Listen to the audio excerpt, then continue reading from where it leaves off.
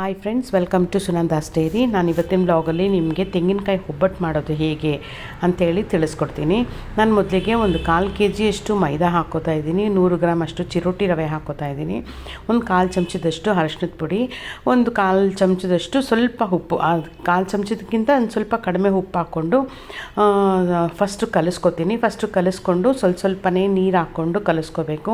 ಒಟ್ಟಿಗೆ ನೀರು ಹಾಕ್ಕೊಳಕ್ಕೆ ಹೋಗ್ಬೇಡಿ, ಆಮೇಲೆ ತುಂಬ ತೆಳು ಆಗಿಬಿಟ್ರೆ ತಟ್ಟೋದಕ್ಕೆ ಸ್ವಲ್ಪ ಕಷ್ಟವೂ ಅನಿಸ್ಬಿಡುತ್ತೆ ನಿಮಗೆ. ಸ್ವಲ್ಪನೇ ನೀರು ಹಾಕ್ಕೊಂಡು ಕಲಿಸ್ಕೊಂಡು ಸ್ವಲ್ಪ ಎಣ್ಣೆ ಹಾಕ್ಕೊಂಡು ನೀಟಾಗಿ ಅದನ್ನು ಹಿಟ್ಟನ್ನು ಕಲಿಸ್ಕೊಂಡು ಮೇಲ್ಗಡೆಗೆ ಒಂಚೂರು ಎಣ್ಣೆ ಹಾಕಿ, ಯಾಕಂದರೆ ಹಿಟ್ಟು ಒಣಗಬಾರ್ದು, ಅದಕ್ಕೇ ಎಣ್ಣೆ ಹಾಕಿ ಸ್ವಲ್ಪ ಅದನ್ನು ಕ್ಲೋಸ್ ಮಾಡಿ ಸ್ವಲ್ಪ ಹೊತ್ತು ಒಂದು 2 hours ಇಟ್ಬೇಡ, ಆಗ ತುಂಬ ಸ್ಮೂತ್ ಆಗುತ್ತೆ ಹಿಟ್ಟು. ಈ ಕಡೆ ಒಂದು ಬಾಂಡಿನಲ್ಲಿ ನಾನು 1.5 ತೆಂಗಿನಕಾಯಿ ತೊಗೊಂಡಿದ್ದೀನಿ.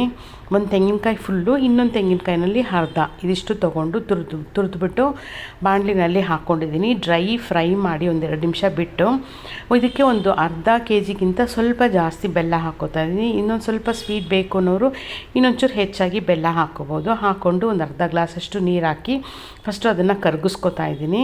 ಎಲ್ಲ ಕರಗಿಸ್ಕೊಂಡು ಅದನ್ನು ಫಿಲ್ಟರ್ ಮಾಡ್ಕೋತಾ ಇದ್ದೀನಿ, ಯಾಕಂದರೆ ಅದು ಸ್ವಲ್ಪ ಕಡ್ಡಿ ಎಲ್ಲ ಇರುತ್ತೆ ಬೆಲ್ಲದಲ್ಲಿ, ಹಾಗಾಗಿ ಕರಗಿಸ್ಕೊಂಡು ಅದನ್ನು ಫಿಲ್ಟರ್ ಮಾಡಿ ಈ ತೆಂಗಿನಕಾಯಿನಲ್ಲಿ ಫಿಲ್ಟರ್ ಮಾಡ್ಕೊಳ್ತಾ ಇದ್ದೀನಿ. ಮಾಡಿಕೊಂಡು ಚೆನ್ನಾಗಿ ಕಲಿಸ್ಬೇಕು. ಲೋ ಫ್ಲೇಮಲ್ಲೇ ಮಾಡ್ಕೊಳ್ಬೇಕು.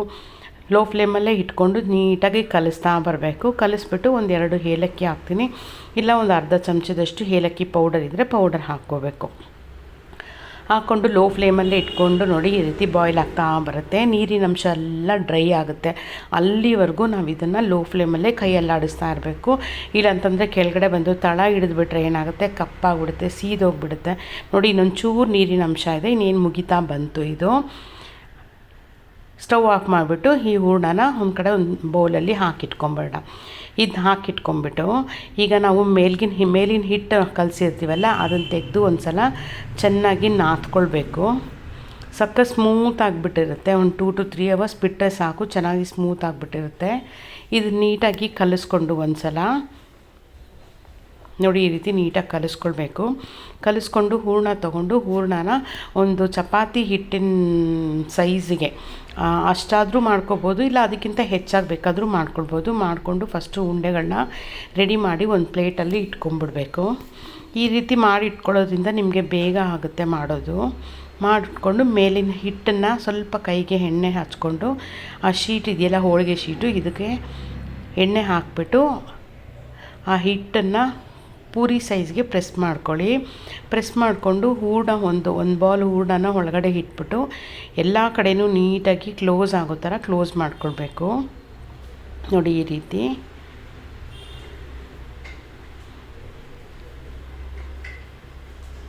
ನೀಟಾಗಿ ಇದನ್ನು ಕ್ಲೋಸ್ ಮಾಡಿಕೊಂಡು ಮತ್ತು ಇನ್ನೊಂಚೂರು ಎಣ್ಣೆ ಹಾಕಿ ಆ ಶೀಟ್ ಮೇಲ್ಗಡೆಗೆ ಒಂದು ಪ್ಲಾಸ್ಟಿಕ್ ಕವರ್ ಇಟ್ಕೊಂಡು ಅದಕ್ಕೂ ಸ್ವಲ್ಪ ಎಣ್ಣೆ ಹಾಕಿ ಆ ಹೋಳಿಗೆ ಹಿಟ್ಟಿದೆಯಲ್ಲ, ಆ ಹಿಟ್ಟು ಮೇಲೆ ಈ ಕವರ್ನ ಬಗ್ಸಿ ನೀಟಾಗಿ ನಾವು ಬೆರಳಲ್ಲೇ ನೀಟಾಗಿ ಪ್ರೆಸ್ ಮಾಡಿಬಿಡ್ಬೋದು. ತಟ್ಟಬೇಕು ಅನ್ನೋ ಅವಶ್ಯಕತೆ ಇಲ್ಲ. ನೋಡಿ, ಒಂದೇ ಬೆರಳಲ್ಲೇ ನೀಟಾಗಿ ಪ್ರೆಸ್ ಮಾಡ್ತಾ ಬಂದರೆ ನಮ್ಗೆ ಎಷ್ಟು ಅಗಲ ಬೇಕೋ ಅಷ್ಟು ಅಗಲ ಮಾಡ್ಕೊಳ್ಬೋದು. ಅಷ್ಟು ತೆಳ್ಳಕ್ಕೂ ಬರುತ್ತೆ, ತುಂಬ ಚೆನ್ನಾಗಿರುತ್ತೆ, ತಿನ್ನೋದಕ್ಕೂ ಅಷ್ಟು ಟೇಸ್ಟಿಯಾಗೂ ಇರುತ್ತೆ. ಇದು ತೆಂಗಿನಕಾಯಿ ಒಬ್ಬಟ್ಟು ಮಾತ್ರ ತುಂಬ ಟೇಸ್ಟಿಯಾಗಿರುತ್ತೆ.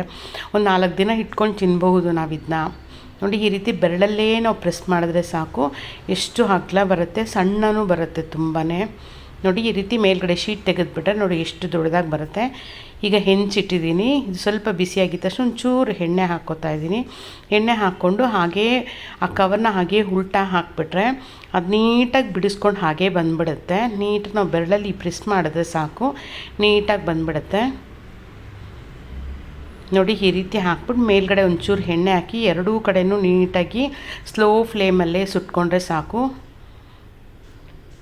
ಹೋಳಿಗೆ ರೆಡಿ ಆಯಿತು. ತುಂಬಾ ಟೇಸ್ಟಿಯಾಗೂ ಇರುತ್ತೆ, ತುಂಬ ಚೆನ್ನಾಗಿರುತ್ತೆ. ನೀವು ಒಂದು ಸಲ ಟ್ರೈ ಮಾಡಿ ನೋಡಿ ಫ್ರೆಂಡ್ಸ್. ನಿಮ್ಗೆ ಈ ವ್ಲಾಗ್ ಇಷ್ಟ ಆಗಿದೆ ದಯವಿಟ್ಟು ಲೈಕ್ ಮಾಡಿ, ಶೇರ್ ಮಾಡಿ, ಮರೀದೆ ಸಬ್ಸ್ಕ್ರೈಬ್ ಮಾಡಿ. Thank you friends.